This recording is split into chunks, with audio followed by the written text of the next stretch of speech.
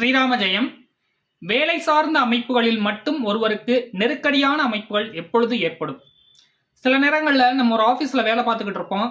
சில நேரங்களில் நம்மளுக்கு பிடிக்காத மேனேஜர் வரக்கூடிய அமைப்புகளில் இருக்கும். அல்லது நம்ம ஒரு இடத்துல டிரான்ஸ்ஃபர் பண்ணுறாங்கன்னு வச்சுக்கோங்களேன், அந்த இடம் நம்மளுக்கு சாதகம் இல்லாத அமைப்புகளில் இருக்கும்.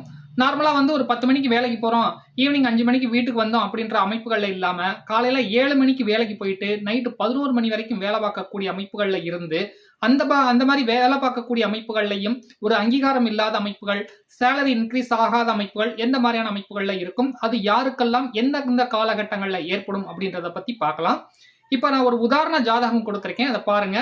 அதுல லக்னம் என்ன போட்டிருக்கேன் அப்படின்னு பாத்தீங்கன்னா, லக்னமும் ராசியும் உங்களுக்கு மிதுன ராசி மிதுன லக்னம் அப்படின்ற மாதிரியான அமைப்புகள் இருக்கு.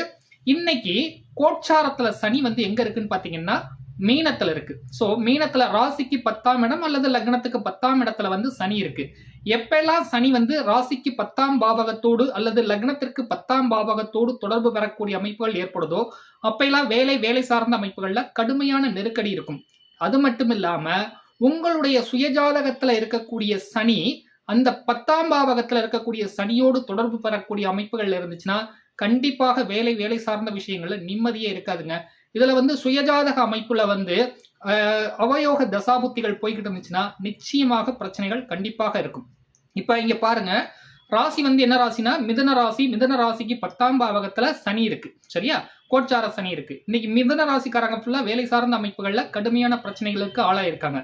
இதுல சுயஜாதகத்துல சனி கண்ணிலையோ மகரத்திலேயோ அல்லது லக்னத்திலேயோ சனி இருந்து, அதாவது ராசியில சனி இருந்து தன்னுடைய 10ஆம் பார்வையால சனியை பார்க்கக்கூடிய அமைப்புகள் இருந்துச்சுன்னா கண்டிப்பாக வேலையில நெருக்கடி இருக்குங்க. இதுல நான் மறுபடியும் சொல்றேன், சுயஜாதகத்துல அவயோக தசாபுத்திகள் போய்கிட்டு இருந்துச்சுனாலும் சரி, பாவ அமைப்புடைய தசாபுத்திகள் உங்களுக்கு லக்ன அவயோக தசாபுத்திகள் போய்கிட்டு இருந்துச்சுன்னா நிச்சயமாக வேலை இருக்காது.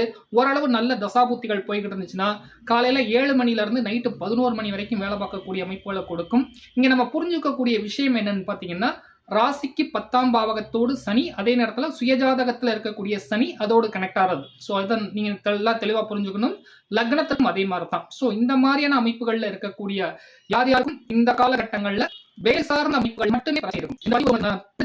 இந்த பதிவு லைக் பண்ணுங்க, கமெண்ட் பண்ணுங்க.